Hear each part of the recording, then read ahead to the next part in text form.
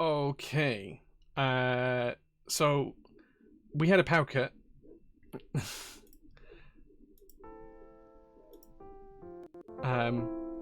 Yeah, we had a power cut. Don't know why, but we did.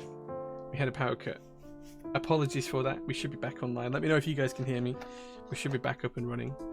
Welcome back. Yeah, power cut. All of the lights went out, and then the stream cut off. So I don't know what caused that, but little power cut. The Ansi Mafia. Maybe it was. Who knows? Dead. Yeah, we're back. We're back. We can hear you. Cool. Yeah, so a little power cut. Don't know what caused it. The cameras are now brighter because the light over there has come back on, which is slightly frustrating because it's blinding me, but we'll be okay.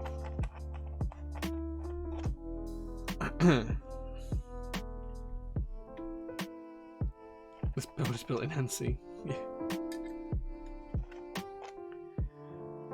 Okay, I'm not quite sure whether we need 2 Bs for this or not. Let's see. Let's see and work it backwards.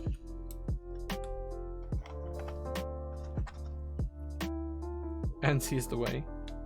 Yeah. So is power cuts apparently. The gravity of the board affected the stream. I don't think it was the board. It's just a power cut. That's all it was. Okay. I'm not sure if this set has an extra B, you know.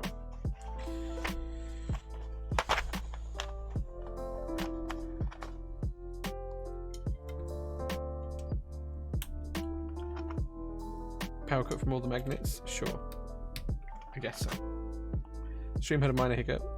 It was the whole power went out in the workshop. The light out in the workshop, which is what's really brightening me up now. The lights in the workshop itself were turned off, so the actual warehouse lighting was turned off, and it's all come back on now. Do you know what? I think I'm just going to put print and scroll up here.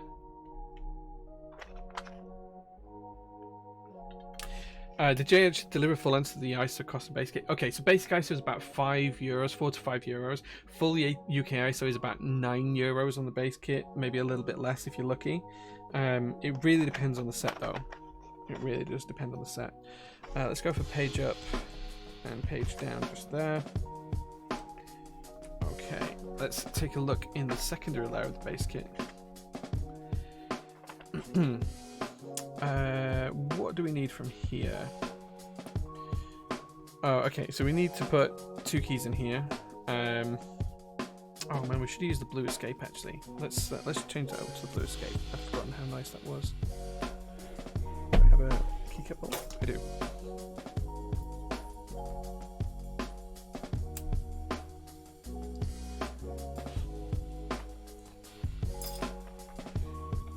Okay, the blue keycaps are nicer than I thought they would be. That's just a really nice blue. It's like a Prussian blue almost. Really nice. Okay. Yeah, I like that. I like that. Right, okay. Oh, we do have the second B, look. It does have the second B in the base kit. That's good. Okay, we should have a step caps lock, which we do. Tasty, tasty. Andromeda, thank you so much for the sub. A little late, but I hope you had a good stream today. We did, apart from we lost the stream for a few minutes. Control there. Alt there. Alt there. I'm going to put the FN key just here. And then I'm going to book the trend here. I'm going to put the delete key in the top right, and then I'm going to have F13 just because I like the legend. We're going to pop that in there. Okay. And then I need to open up the spacebar kit for the split spacebars. Let's pop this back away. That is a lovely rich blue. RIP GMK Prussian Blue. Yeah, I was really sad that GMK Prussian Blue didn't get made. It was a lovely set. It should have got made.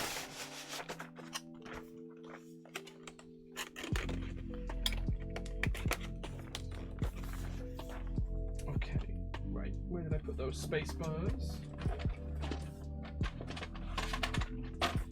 Here is the spacebar kit.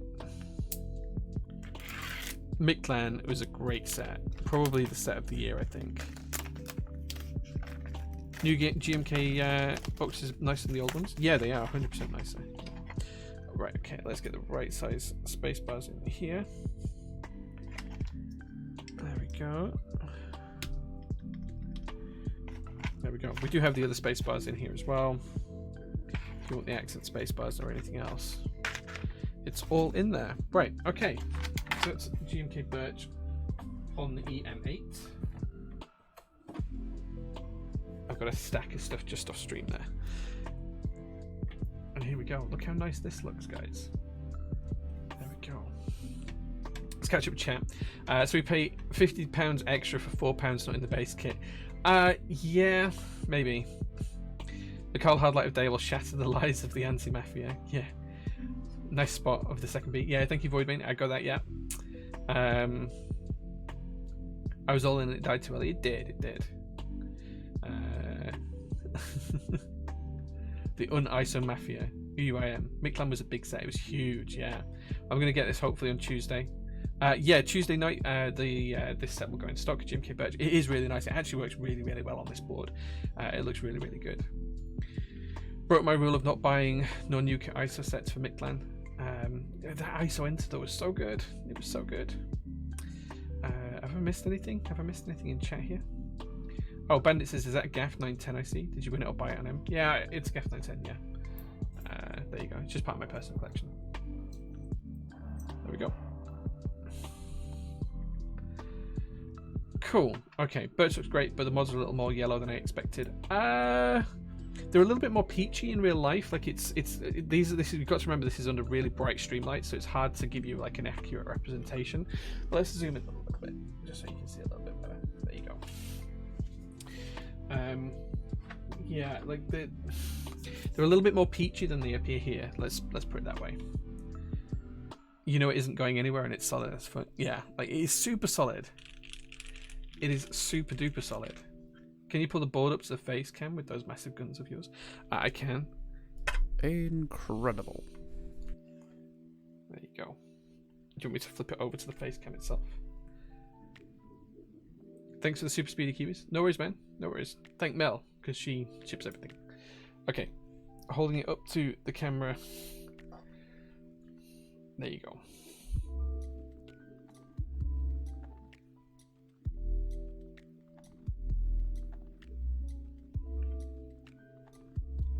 This is a super chunker. The rear of the board as well. There you go. Inception. You can see into me. There we go. This is super duper heavy though. And then of course, just to show you guys, the wrist rest as well with the carbon inlay. Look how thick that piece of aluminium is. Oh, the carbon fell out. I'll grab that in a second. Look how thick that piece of aluminium is. Let me grab that bit of carbon. Carbon's about 5mm thick, which is pretty nice. There you go. Boom. Does this board need a weight? No, it is stupidly heavy. Like this is 7 kilograms all told. Like this is 7 kilograms of board. It is really, really, really heavy. Should we pause the music and see how it sounds? Let's have a listen and see how it sounds. I apologize in advance because, well, my typing on this is going to be terrible. But let's see how she sounds.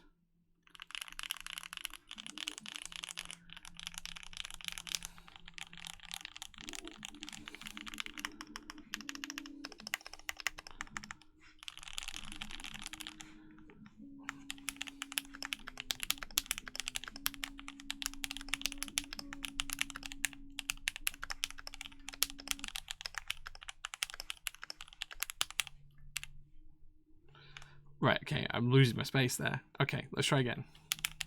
Incredible.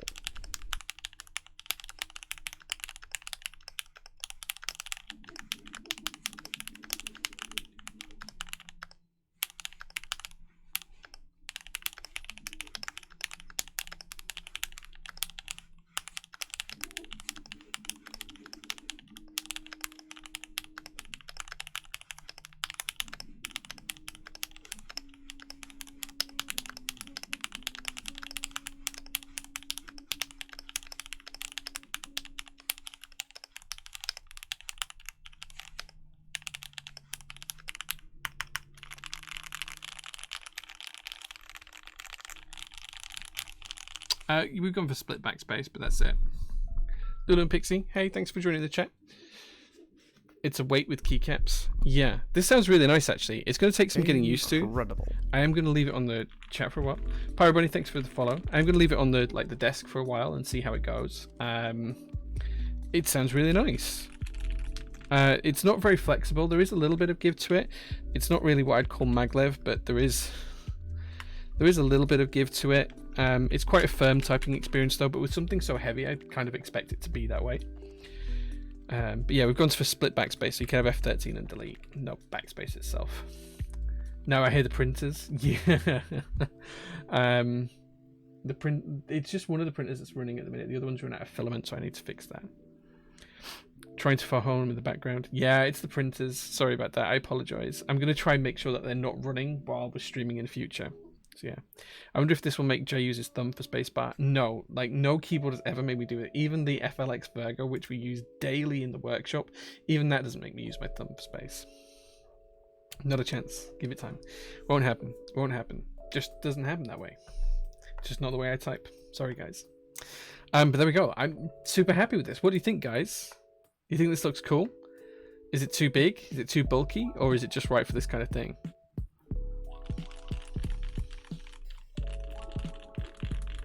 I think this sounds great. You think it looks good?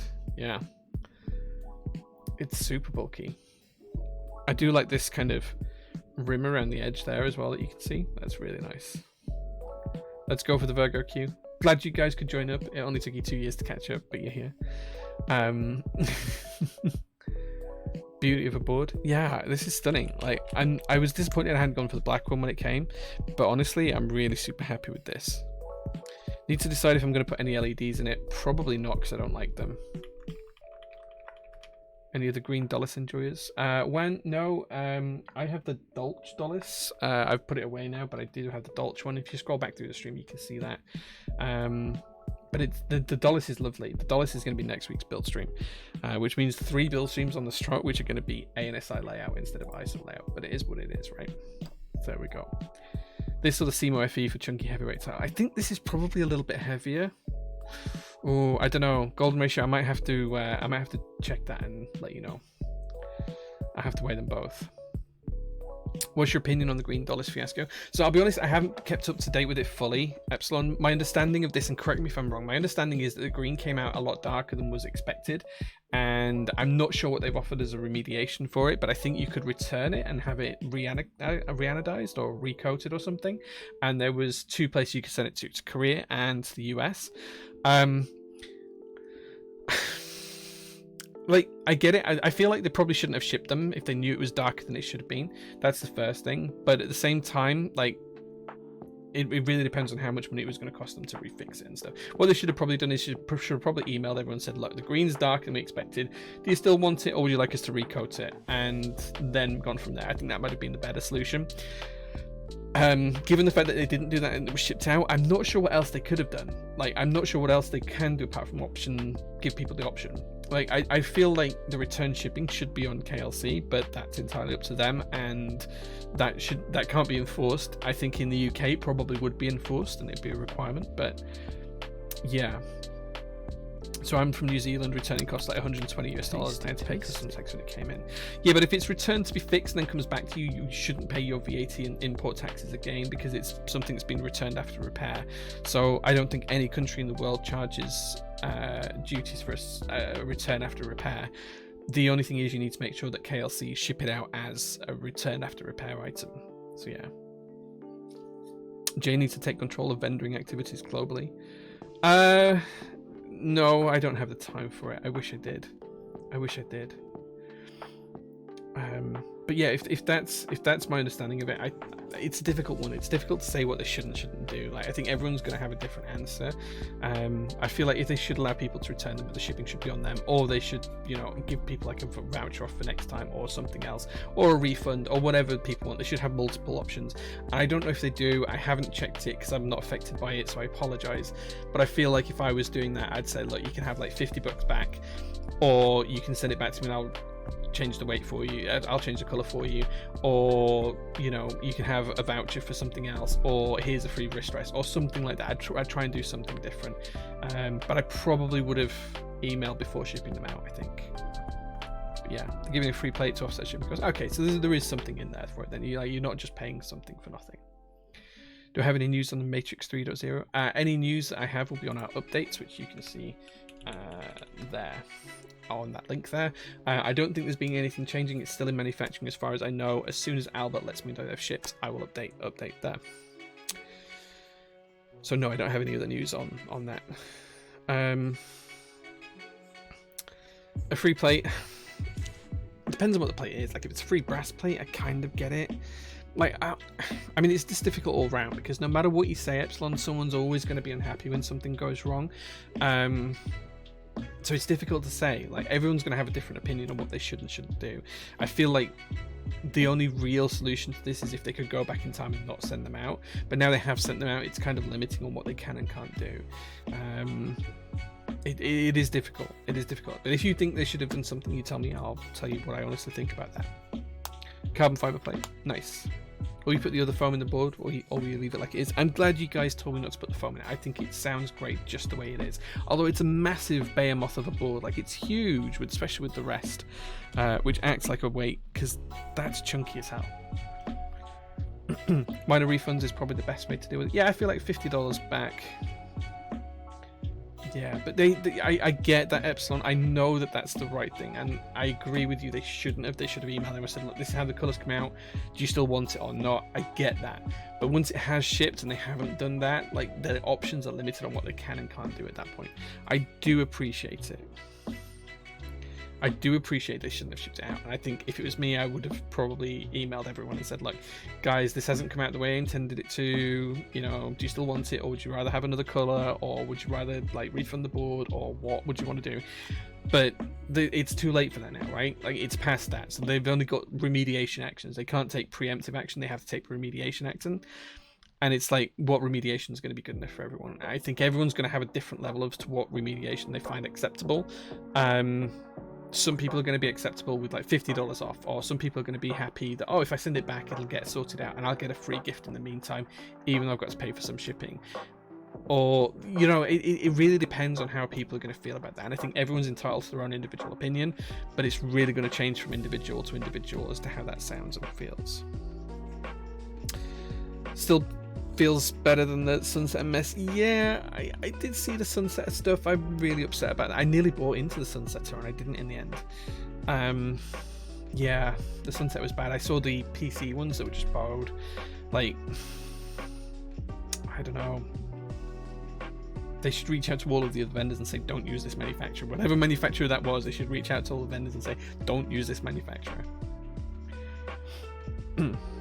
Asking people to send it back seems like bonkers. I agree. I think that should be an option for some people if they want to do that, and I do feel like they should probably cover the shipping if that's the case, because KLC are a big enough company that they could create the label and say, they could go, Epsilon, if you want to send your board back, here's a DHL label, and then you just send it back and it wouldn't be on your dime, it'd be on theirs. I feel like that should be an option.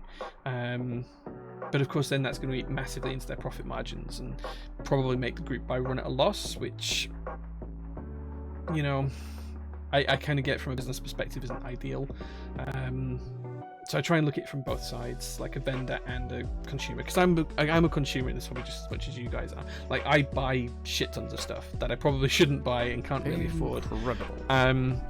So I try and always look at these things from both sides. And yeah, I feel like I wouldn't have shipped them out and I'd have just emailed everyone. I think that's what I would have done. But it's easy for me to say that with hindsight and rose-tinted glasses and all that. So yeah, I appreciate it's not great though. That's how you lose me as a customer in the future. Wait, what? I lose you as a customer because I buy other things and I'm a consumer as well? Sorry, man. You know. He said he's not going to do any more group buys, which is a real shame. He's just produced some lovely things. The Chiron looks great. Yeah. Yeah, I feel badly for Dot as well on that, but you know, what he should have done is when he got the boards in and they realized that they were wrong, he should have reached out to the manufacturer and said, look, this isn't going to work. These don't pass my quality controls. Like when you set up a contract with the manufacturer, one of the things you discuss is the quality controls, and that's usually set into the contract. It's usually on the purchase order. When you make the purchase order with the manufacturer, there's usually a series of bullet points on there that say what the quality control level is going to be. And if they've not set that right at the outset, then they have very little to come back on, to be able to say, oh, this isn't how we said it should be.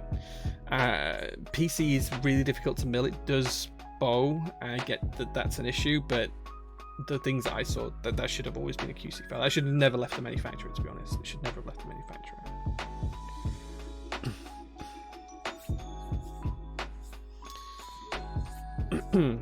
At the moment, it's just everyone emailing them individually. Yeah, I don't feel like that's the right way to do it. I feel like they need to be preemptive with the action and probably reach out to people and say, look, here's a form, fill out this form. Here's like, now they're in this position, I think what they should do is they should email it all to the customers that are affected with the green Dolice and say, right, guys, these are 3 options. Here's a form. Fill out the form with your order number and your email address and let me know which option you want. And if you want to return it and get it re-anodized, then they'll send you a DHL label for doing that. If you want the $50 off, they'll give you a refund of $50. Well, you know, whatever the options are, I think that'd be the way to do it rather than have them emailing individually. Yeah, it's sad.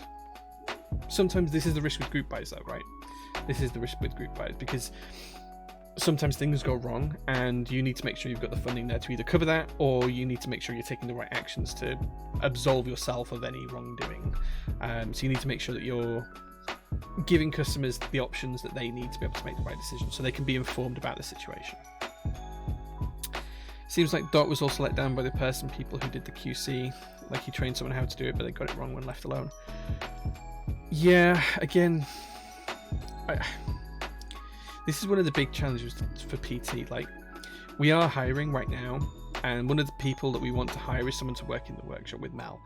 And over a long period of time, Mel's been working for me 18 months now, we've come up with like a solution on how we do QC. Like, I've always had really stringent QC for myself and my own projects, and I've always been really crystal clear on what I wanted to deliver. And having those conversations with Mel, it's taken a long time to train Mel's eye to be able to spot things. Like, she was really good out of the box, like she was good and she knew what to look for and she knew what was typically bad and stuff like that. But then there's some things that like I just always want sight of everything. Like I even though Mel could have exactly the same standard as me when it comes to QC, I feel like if it's a project that I've run, like the J series, then I want to see them for QC purposes. And if I haven't seen them for QC purposes, then I don't know that they're right, and I had trouble letting go of that. It's not like a commentary, like a bad thing on Mel. Mel is really, really good at what she does, but I do have that little bit of control anxiety over stuff like that and letting it go. So I can completely appreciate how Dot might have felt training something to do the QC and then it not quite working. Because I kind of feel like whoever comes in to work with Mel, which is one of the roles we're hiring for right now, I feel like I'm probably going to be, maybe I trust Mel to do it because Mel's been here for a long time, but would I trust someone who's new to the business to do it? And I don't know, like that's something that I need to work on and make sure that they've got the right tools and everything else to be able to do that. But yeah, we'll see. It's a struggle. It is a struggle. Yeah, Sherry Designs is run by Dot. Yeah. That's a good headspace to be in. I'm not sure. Like, I feel like a bit of a control freak sometimes, and I don't really want to feel like that because I feel like it can have a negative impact on how Mel, who works for me, feels about what I'm doing. Like, she's like, oh, he doesn't trust me. And that's not the case at all. It's just like, I don't like to let go of things, and I like to be in control of things. So yeah. Yeah. That's probably why I was a good PM, like, because that was what I did for a long time, was project management and program management. So that's probably why I was in that kind of position. Yeah, we have some jobs up for people on the website right now. There's 3 roles that we're looking for. 2 are remote, one's in person. So yeah, take a look if you're interested, guys. Scroll down right to the bottom, and there's a careers at prototypist link right on the bottom in the footer of each page. You can click on there and take a look at what we need. Yeah. You've got until the 2nd of October to apply. 2 of the additional roles are remote, and yeah, if you have a look on there, there's 3 roles that we're recruiting for. 2 of the new ones are remote.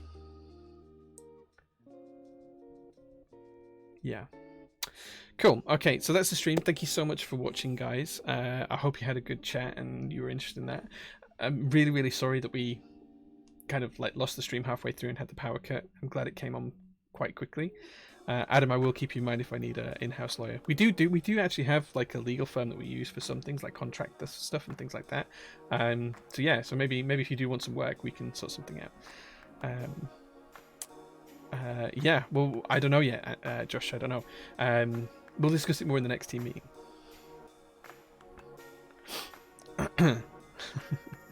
Right then, guys, thank you so much for watching. I'm gonna head out now. I'm gonna go home because I've got a bit of a drive to get home now. And I'll be back in tomorrow, so check out on the Instagram stories tomorrow, because we're going to be doing quite a lot tomorrow, including setting a date for the next PT Open Day, which I'm probably going to announce tomorrow if we get everything sorted for that, I think.